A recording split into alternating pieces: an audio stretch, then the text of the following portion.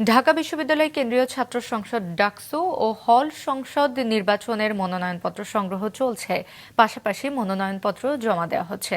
গতরাতে এ সময় একদিন বাড়ানো হয়। আজ বিকেল ৫টা পর্যন্ত মনোনয়নপত্র সংগ্রহ করা যাবে এবং কাল বিকেল ৫টার মধ্যে জমা দেওয়া যাবে। দীর্ঘ ৫ বছর পর ডাকসু নির্বাচন ঘিরে সরগরম হয়ে উঠেছে ক্যাম্পাস। আজ প্যানেল ঘোষণা করতে পারে ছাত্রদল সহ কয়েকটি সংগঠন। গতকাল পূর্ণাঙ্গ প্যানেল ঘোষণা করেছে কয়েকটি সংগঠন। ডাকসুর বিভিন্ন পদের জন্য গতকাল পর্যন্ত মোট ৫৬৫ জন প্রার্থী মনোনয়ন সংগ্রহ করেছেন। এছাড়া ১৮টি হল সংসদ নির্বাচনে প্রার্থী হতে ফর্ম সংগ্রহ করেছেন ১,২২৬ জন শিক্ষার্থী।